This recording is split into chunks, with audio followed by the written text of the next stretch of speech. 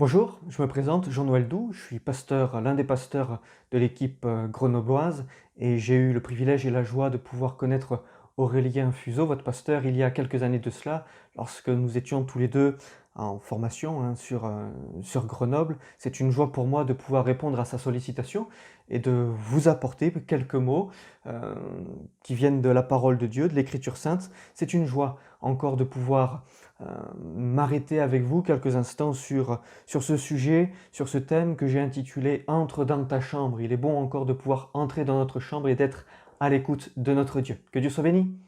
Voilà, sans plus tarder, j'aimerais lire avec vous quelques mots qui se trouvent dans le livre du prophète Ésaïe au chapitre 50 et verset 4. Ce sera une première lecture, nous en ferons une autre par la suite.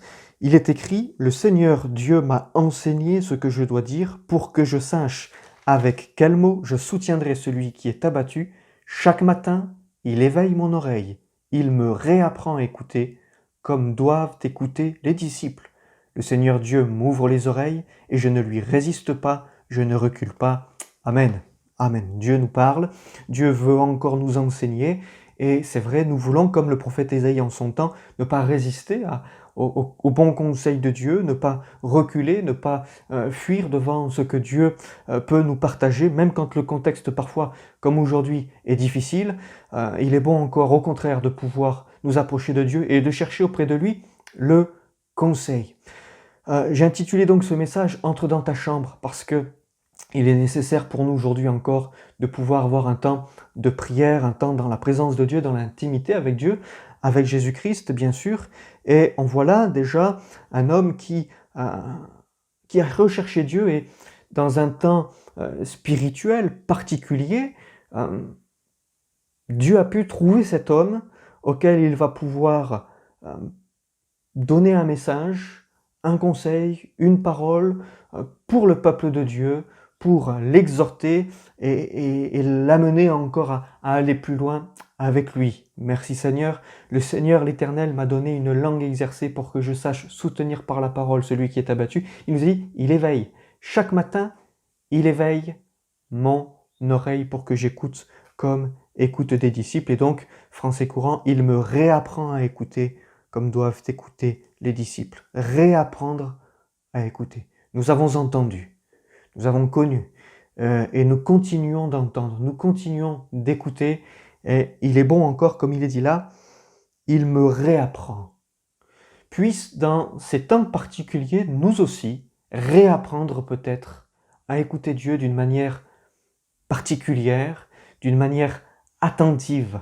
Parce que il nous a dit, il éveille chaque matin, il éveille mon oreille. Il y a là une insistance et une importance qui est donnée. Vous connaissez ces récits, ces écrits. Il y a là une importance qui est donnée sur cette attitude, cet état d'esprit du disciple et sur l'œuvre que Dieu veut accomplir en lui. Il éveille chaque matin, il éveille mon oreille, il me réapprend. C'est quelque chose de quotidien. Nous avons peut-être pour certains, pour beaucoup, de nombreuses années de conversion. Merci Seigneur, que Dieu soit béni et que Dieu vous bénisse encore. Peut-être que pour d'autres, c'est plus récent. Mais malgré les dizaines d'années peut-être de conversion, Ésaïe pouvait dire « Il me réapprend. Il me réapprend à écouter. » Pour écouter, pour bien écouter, alors que, comme peut-être pour le prophète Ésaïe, il se trouvait dans un contexte spirituel qui était particulier, avec une certaine obscurité, et aujourd'hui encore, il y a une certaine obscurité qui s'est levée dans notre pays, dans notre monde, avec ce coronavirus. Mais dans cette obscurité qui est là, grandissante, puissions-nous être éveillés et réveillés pour écouter et pour être enseignés. On se souvient de Jésus qui, il nous a dit, il se rendait sur la montagne pour prier. Il nous a dit qu'une fois, Luc 6, il passa toute la nuit à prier. Quand le jour parut, il appela ses disciples et il en choisit 12, auxquels il leur donna le nom d'apôtres. Voilà. La nuit, dans l'obscurité, il a cherché la présence de Dieu, il a cherché la réponse auprès de Dieu, il a cherché le conseil auprès de Dieu. Et quand le jour est venu, il a pu aller et apporter cette parole que Dieu lui avait donnée, que le Père lui avait confiée, et appeler les disciples que le Père avait choisi, que le Père voulait. Que Dieu nous donne encore une oreille aujourd'hui pour entendre et pour obéir.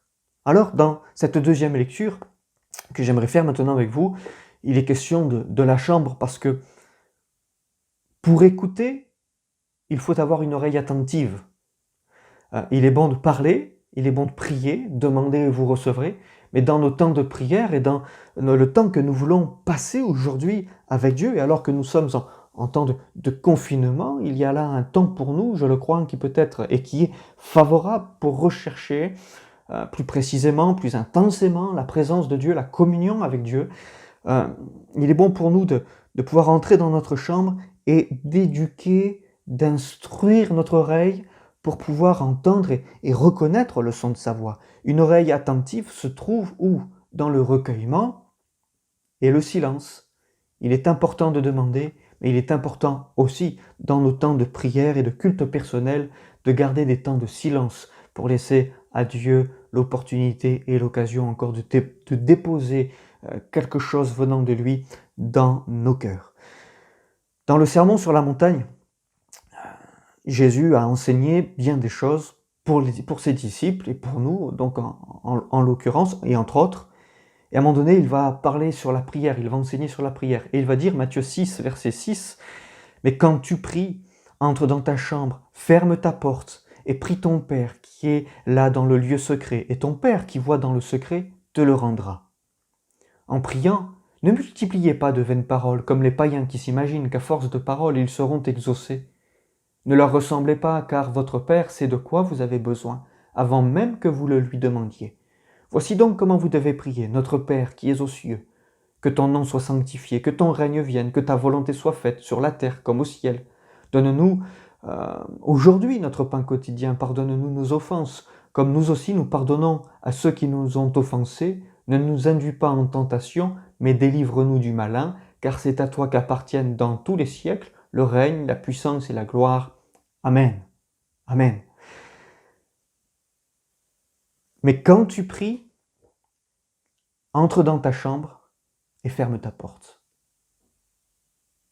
Et il est important pour nous aujourd'hui de pouvoir prier, d'entrer dans notre chambre et de pouvoir fermer la porte. Aujourd'hui, nous ne pouvons plus nous rassembler, bien sûr, dans nos locaux d'église, mais nous pouvons entrer dans notre chambre. Nos chambres sont ouvertes et Dieu nous y invite. Dieu nous y fixe des rendez-vous. Il nous a dit, quand tu pries, entre dans ta chambre, ferme ta porte, bien sûr, pour mettre de côté toutes les occupations et préoccupations, tous les soucis, peut-être de la maison, du travail, les soucis peut-être de la famille, mais prendre là un temps, il nous a dit, prie ton Père qui est là dans le lieu secret, et ton Père qui voit dans le secret te le rendra. Il rajoute aussi, ne multipliez pas de vaines paroles, parce qu'on pourrait penser, peut-être certains pourraient penser, c'est là ce que les païens, les nations pensent, hein, les non-croyants pensent que à force de paroles, à force, on va convaincre Dieu pour pouvoir répondre à nos besoins, mais ce n'est pas à force de paroles qu'on va obliger Dieu à répondre à nos prières, à nos requêtes, mais c'est tout simplement parce que Dieu connaît nos besoins, et Dieu surtout voit notre état de cœur. Dieu voit nos besoins. Et il a ce désir d'y répondre. Il veut y répondre. Pourquoi? Parce qu'il est bon. Dieu est bon. Et parce que Dieu est bon, il veut répondre à nos prières. Pas parce que nous aurions fait des prières hautement intellectuelles et hautement sophistiquées. Non, mais parce que Dieu connaît nos cœurs, parce que Dieu connaît nos besoins. Alors, il est dit, entre dans ta chambre et ferme ta porte.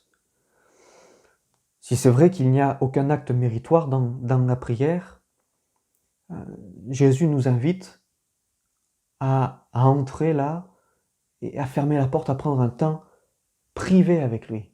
On se souvient du pharisien qui priait là sur la place et qui disait devant toutes et tous, « Je te rends grâce, ô Dieu, de ce que je ne suis pas, moi, comme tout le reste de ces hommes. Moi, je jeûne 2 fois par semaine. Moi, je donne la dîme de tous mes revenus. Moi, je fais ceci. Moi, je fais cela. » Et puis, il disait cela devant tout le monde, devant tout le monde. Jésus va dire non, entre dans ta chambre. On se souvient du publicain qui, lui, était de côté, n'osait pas lever les yeux au ciel, se frapper la poitrine et se repentait d'être ce qu'il était et d'être un pécheur et d'avoir besoin de la grâce de Dieu. Il nous est dit que lui, il est descendu dans sa maison justifié plutôt que l'autre qui pensait être juste et qui pensait que ses prières, que ses œuvres et ses actions, eh bien, pouvaient faire qu'il allait mériter la grâce venant de Dieu, mais il n'en est pas ainsi. Dans nos prières aussi, il n'en est pas ainsi. Lorsque nous prions, Dieu ne va pas nous répondre parce que nous aurions fait ceci ou cela, parce que nous serions comme ceci ou comme ça. Dieu nous répond avant toute chose parce qu'il est bon et parce qu'il nous aime. Et avant tout, c'est pour cela que Dieu nous répond. Alors, entre dans ta chambre. Pourquoi la chambre? Elle nous évoque quoi, la chambre? D'abord, tout simplement, la chambre va nous évoquer, bien sûr, le repos. Voilà. La chambre, c'est le lieu où l'on va le soir pour reposer le corps et l'esprit. On y va pour trouver le repos, pour dormir. Puissions-nous venir dans cette pièce pour prendre un temps avec Dieu, Dieu qui est là, il est là déjà, pour trouver avec lui le repos de notre âme, le repos de notre esprit, le repos de notre cœur.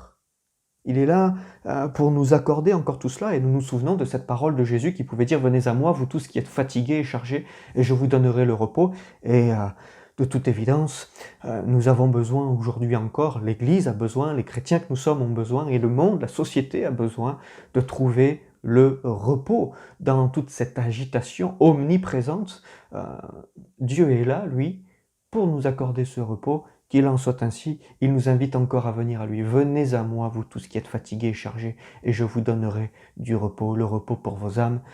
Qu'il en soit ainsi encore, et puissions-nous dans notre chambre, c'est-à-dire dans notre temps d'intimité avec Christ, avec Dieu, y trouver ce repos. Ensuite, la chambre nous parle aussi d'autre chose. Elle nous parle bien sûr premièrement du repos, mais quand même, la chambre, c'est quoi une chambre? C'est simplement une petite pièce dans laquelle il y a un lit, une table de chevet, une petite armoire, et c'est tout. C'est une pièce qui est très sommaire.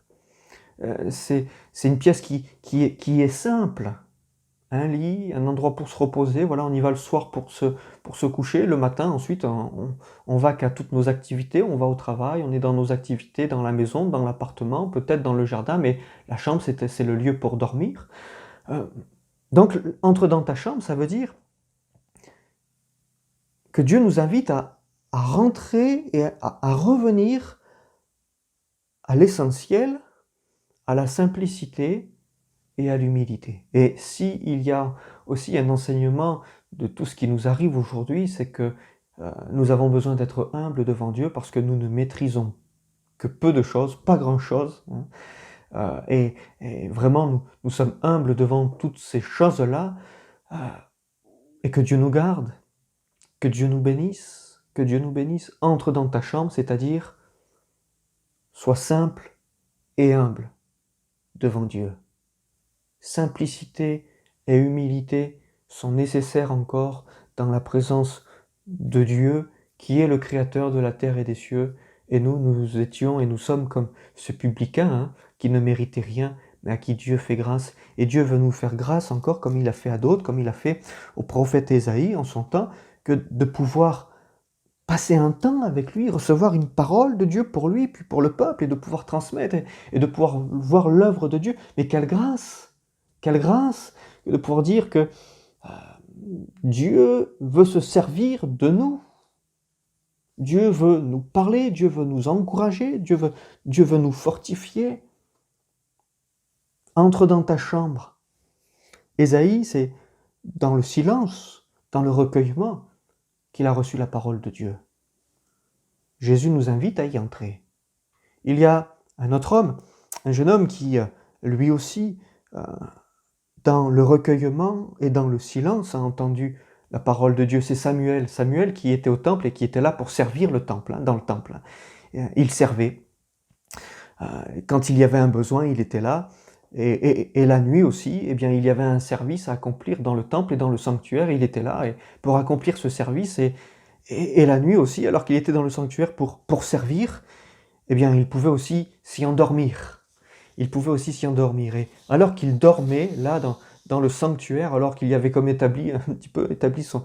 C'était pas sa chambre, mais voilà, c'était un lieu dans lequel il pouvait y dormir. Une nuit, Dieu le réveilla, Dieu lui parla, et lui, il n'a pas reconnu la voix de Dieu.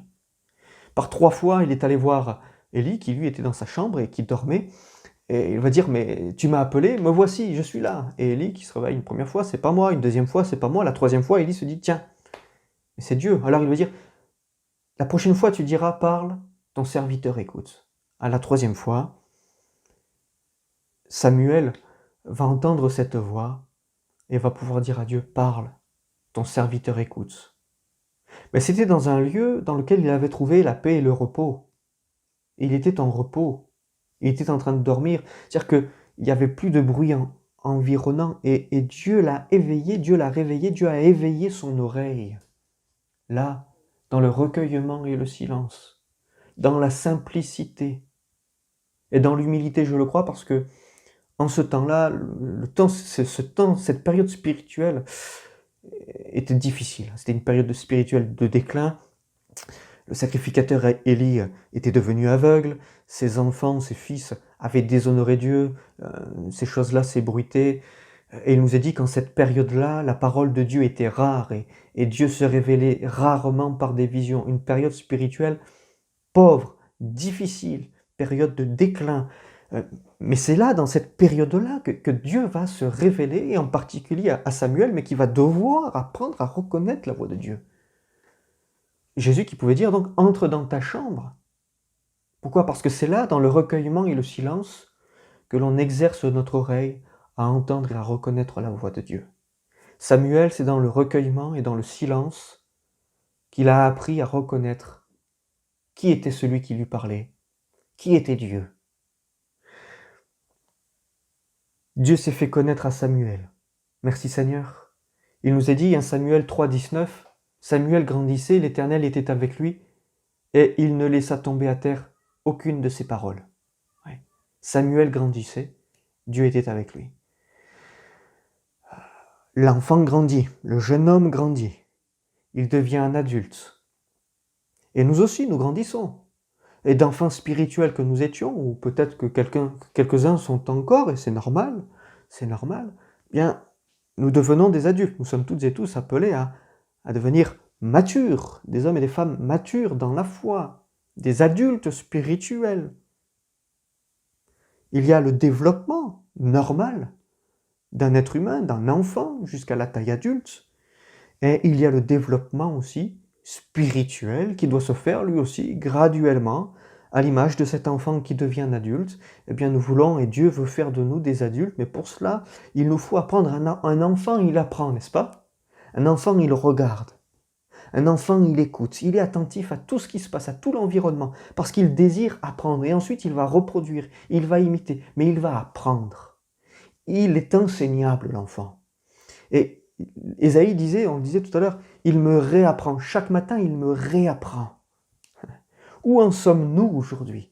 Puissions-nous être encore enseignables et toujours apprendre et réapprendre, quand bien même nous pensons connaître, savoir, que Dieu nous apprenne encore, et que nous puissions encore affûter notre ouïe, affûter notre oreille, pour découvrir encore et apprendre de lui.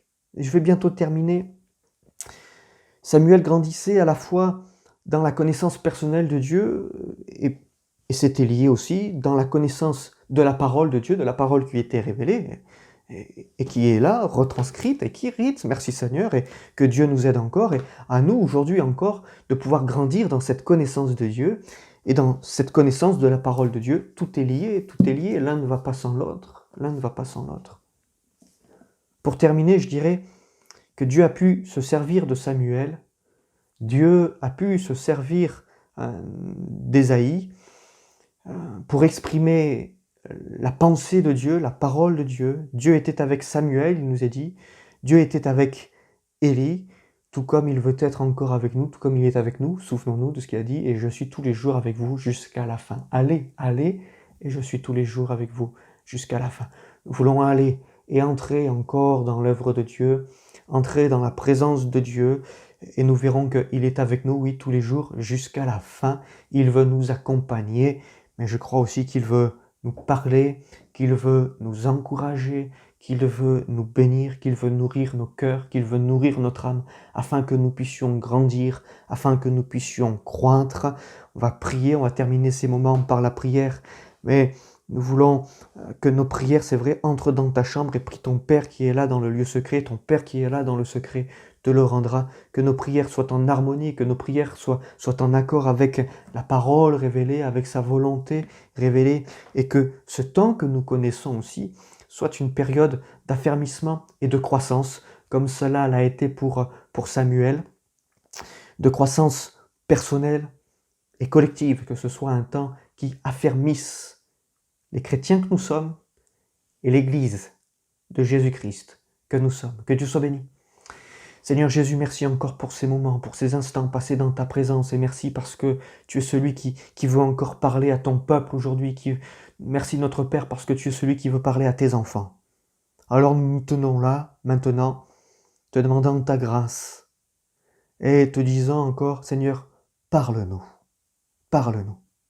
Dans nos temps de culte personnel, dans nos temps d'intimité avec toi, Jésus, parle à nos cœurs.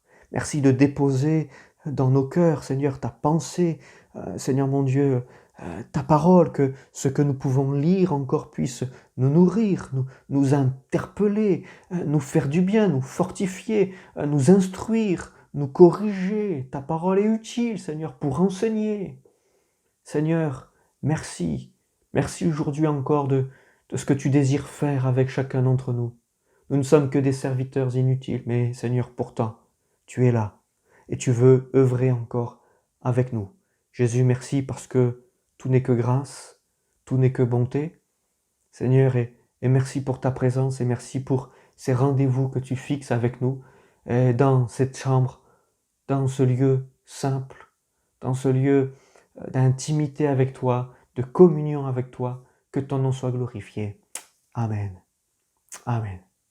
Que Dieu vous bénisse et bonne fin de journée. Au revoir.